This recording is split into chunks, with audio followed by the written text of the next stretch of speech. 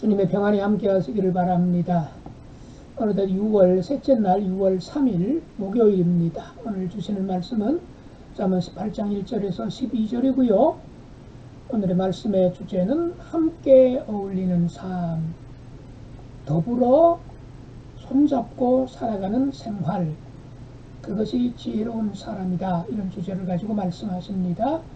자, 잠언 18장 1절에서 12절 말씀 보겠습니다. 무리에게서 스스로 갈라지는 자는 자기 소욕을 따르는 자라 온갖 참 지혜를 배척하느니라. 미련한 자는 명철을 기뻐하지 아니하고 자기의 의사를 드러내기만 기뻐하느니라. 악한 자가 이룰 때에는 멸시도 따라오고 부끄러운 것이 이룰 때에는 능력도 함께 오느니라. 명철한 사람의 입의 말은 깊은 물과 같고 지혜의 샘은 솟구쳐 흐르는 매와 같으니라. 악인을 두둔하는 것과 재판할 때 의인을 억울하게 하는 것이 선하지 아니하니라. 미련한 자의 입술은 다툼을 일으키고 그의 입은 매를 자청하느니라. 미련한 자의 입은 그의 멸망이 되고 그의 입술은 그의 영혼의 그물이 되느니라. 남의 말하기를 좋아하는 자의 말은 별실과 같아서 뱃속 깊은 데로 내려가느니라. 자기의 일을 게을리하는 자는 패가하는 자의 형제니라. 여호와의 이름은 견고한 망대라. 의인은 그리로 달려가서 안전함을 얻느니라. 부자의 재물은 그의 견고한 성이라. 그가 높은 성벽같이 여기느니라. 사람의 마음에 교만은 멸망의 선봉이요 겸손은 존귀의 길잡이니라. 자, 오늘 본문에서 하나님은 어떤 분이신가요? 10절 이하를 보면 여호와의 이름은 견고한 망대라. 의인은 그리로 달려가서 안전함을 얻느니라. 자, 망대, 저기 쳐들어오는가를 높은 그 구조물에 올라가서 주변을 돌로 보는 것 아니겠습니까? 그런데 견고한 망대, 예루살렘에도 이제 다윗의 망대 같은 것이 있지요. 그러니까 망대도 허술하게 짓지 않는데 견고한 망대는 얼마나 튼튼하게 짓겠습니까? 설사 다른 곳이 좀 손상을 입고 타격을 받는다 할지라도 망대는 최후의 이제 피해를 입는데 견고한 망대니까 절대적으로 안전한 곳이라는 개념이 들어있죠. 그런데 여호와의 이름이 바로 그런 견고한 망대와 같다라고 말씀합니다.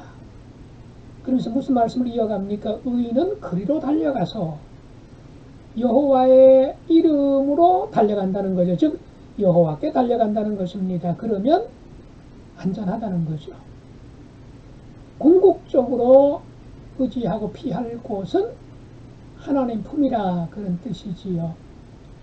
오늘 우리는 참 의지할 때가 많습니다. 병원에 좀 그 유명한 의사 의지하는 경우도 있고요. 또 무슨 경찰서나 법조계에, 정계에, 또는 재계에, 학계에 나와 좀 아는 지인관계라든가 집안에 누가 있다든가 뭐 이러면 왠지 모르게 심리적으로도 직접 도움을 받지 않는다 할지라도 든든한 게 또 사실이지요. 또 그런 도움을 받는 경우도 있고요. 그게 지나치게 불법이나 타인에게 손상을 입히는 것이 아니라고 한다면 그런 분들 도움을 받는 것 필요하고 또 감사한 일이기도 하지요. 자, 그러나 궁극적인 도움은 못 되지요. 결정적인 순간에 도움이 되기는 여전히 부족한 부분이 있습니다. 심지어는 믿는 도끼에 발등 찍힌다는 말도 있지 않습니까? 기대했는데 심지어는 실망하는 경우도 있고요. 더 어려운 경우는 오히려 그 사람 때문에 내가 더 큰 손해를 입는 경우도 있는 경우가 있습니다. 그러나 하나님은 어떻습니까? 언제나 어떤 상황에서든지 간에 하나님의 이름을 찾으면 그거는 우리의 완전한 망대, 견고한 망대, 영원한 망대, 산성이 되어 주십니다. 여기 자료에 보면요, 재물은 때로 많은 문제들을 해결해 주기도 하지만, 맞습니다.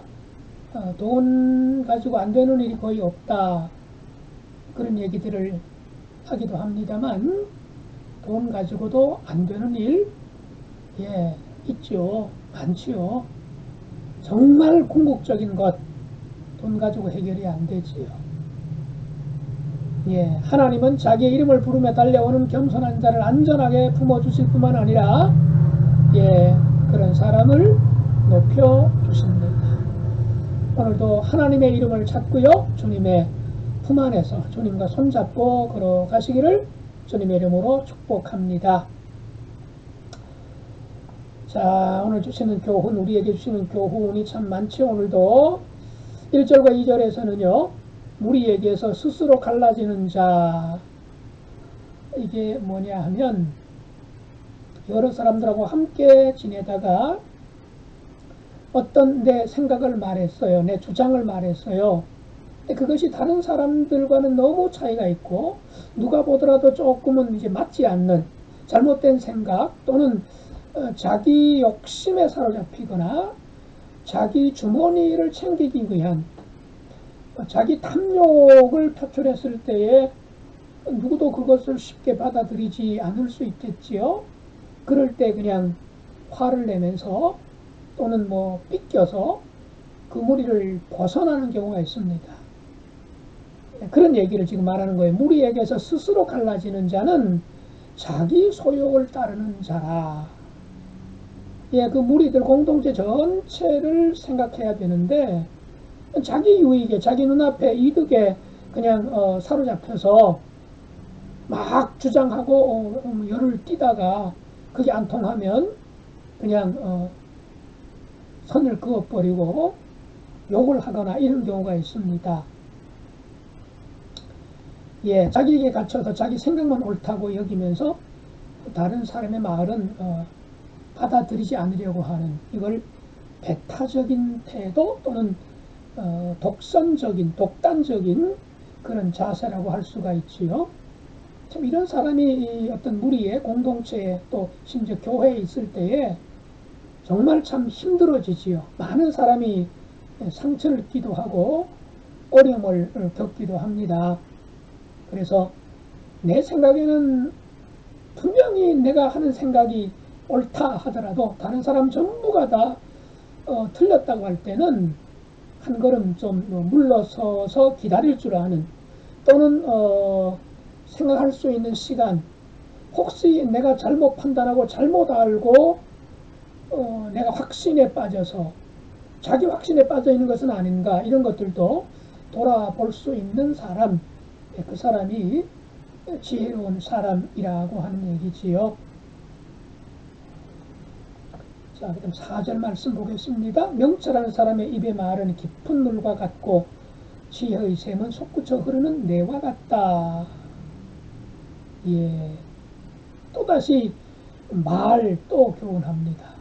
명철한 사람의 입의 말은 깊은 물과 같다.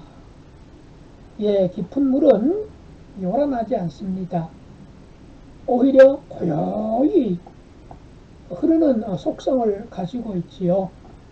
시끄럽지 않다는 거죠. 이 명철, 속이 깊지 않는 사람이, 이른바 빈깡통이 요란하다는 속담도 있습니다만, 막 떠들고 정신없이 하는 사람, 사실은 그 지혜롭지 못하다는 거지요. 지혜로운 사람은 깊이 생각한다는 거죠. 속이 깊다는 거지요. 그런 사람의 말은 그야말로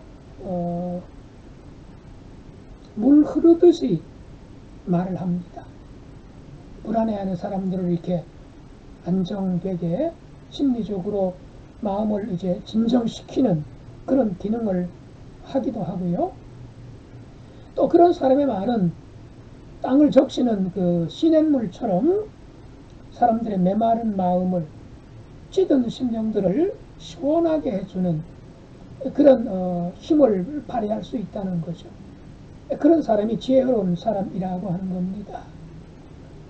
말 없이는 하루도 다른 사람들하고 소통하기 어려운 것이 우리 인간의 삶 아니겠습니까? 오늘도 우리가 만나는 사람들에게 어떤 말을 하고 살아야 할지, 또 어떤 하루를 살았는지, 특별히 얼마나 성경적인 생각들을 바탕에 깔고서 말을 하고 있는가. 언제나 우리가 하루를 살면서 보내면서 늘 가슴에 간직한 채 해야 될 말이 될 것입니다. 그 다음에요, 3절과 5절부터 8절까지 역시 두 부류의 사람 중에 부정적인 그런 지혜롭지 못한 사람, 미련한 사람의 삶을 또 가르쳐 주시는데, 3절을 봅시다. 악한 자가 이룰 때는 멸시도 따라오고 부끄러운 것이 이룰 때에는 능력도 함께 오느니라. 왜 그럴까요? 악한 사람, 미련한 사람은 우선 자기 욕심, 자기 탐욕 채우는데 우선순위가 있기 때문에, 그런 사람은 자기가 한 말 때문에 오히려 스스로 그냥 그 덫에 갇혀서 이른바 자기가 판 웅덩이에 자기가 떨어질 수 있는 확률이 굉장히 높지요. 특히 험담은 어떤 속성을 가지고 있느냐. 예, 맛있는 음식처럼 입에 달게 느껴집니다. 8절, 남의 말하기를 좋아하는 자의 말은 별식과 같아서. 여러분, 별식, 별미 얼마나 맛있습니까? 그런데 험담하는 말, 나와랑 아주 가까운 사람과 만나가지고 제3자를 이렇게 헐 뜯을 때, 험담할 때, 죄송합니다, 참 재미있거든요. 아주 그 흥미진진하거든요. 이게 인간의 부정적 속성이지요. 그 욕하다 보면요, 서로 앉아있는 너와 내가 굉장히 가까워지기도 해요. 참 좋은 현상이 아님에도 불구하고 그게 현실입니다. 그런데 그런 험담은 음식처럼, 별미처럼 지금 당장은 재미있어요. 달콤해요. 고소한 것처럼 느껴지지만 이게 이제 하고 나면 보람 있던가요? 아이고, 오늘 참 뜻깊은 일 했네. 하나님 감사합니다. 예, 누구도 그렇게 느낄 수가 없죠. 돌아서면 내가 좀 심했나? 너무했나? 이렇게 생각하지 않겠습니까? 결국은 누군가를 험담하면 돌고 돌고 돌아서요, 나한테까지 돌아오게 돼 있다는 것이요. 우리 어르신들 그런 말씀 하신 적 아마 들어보셨을 겁니다. 험담은 맛있는 음식처럼 입에 달지만 사람들 속에 깊이 파고드는 독초와 같은 것입니다. 누군가를 쓰리게 만들지, 아프게 하죠, 병들게 하지요. 공동체를 무너뜨리기도 하고요. 결국은 그것이 나중에 부메랑이 되어서 나에게까지 쓰리쓴 부메랑으로 돌아와서 나를 옥죄기도 하고 나를 덫에 가두게 되는, 자초하는 일이 되기도 한다는 것이지요. 수년 전에 우리가 함께 했던 그런 표현 기억하시는지 모르겠습니다. 비비불은 피하고 용감 미인 대칭하리라. 아마 생각나실걸요? 비비불은 피하고 용감 미인 대칭하리라. 비비불, 비난과 비판과 불평은 피하고 용감 미인 대칭하리라. 용서하고 감사하면서 미소로 인사하고 대화하며 칭찬하자. 비비불은 피하고 용감 미인 대칭하리라. 대인관계에서 명심하고 이렇게 살아가는데 큰 힘을 줄 것이고, 또 지혜로운 사람으로 살아가는데 많은 밑거름이 되지 않을까 싶습니다. 오늘 여러분, 비비불은 피하시고요, 용감 미인 대칭하시는 그런 하루로 살아가시기를 예수님의 이름으로 축복합니다. 기도하겠습니다. 하나님 우리 아버지 감사합니다. 오늘도 여러 가지 교훈을 주셨는데 다시 한번 주의 말씀을 가슴에 새깁니다. 우리 아버지 하나님, 정말 우리가 혼자 살아가지 않고 주변의 이웃들과 함께 더불어 살아갑니다. 이웃을 생각하면서 이웃과 손잡고 발맞추어 걸어갈 수 있다면 얼마나 좋겠습니까? 험담 할 수 있으면 하지 않게 하시고, 험담하는 것을 좋아하는 사람과 할 수 있으면 같은 자리에 앉지 않도록 해주시고, 오히려 격려해주고 이해해주고 덮어주는 사람들이 내 주변에 많아지게 하시고, 무엇보다 내 자신이 그런 사람으로 살고자 힘쓸 수 있도록 도와주옵소서.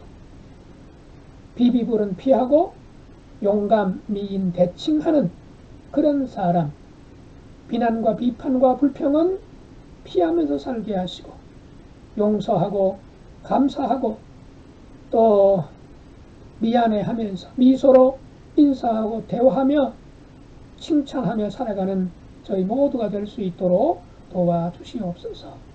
예수님의 이름으로 기도드리옵나이다. 아멘.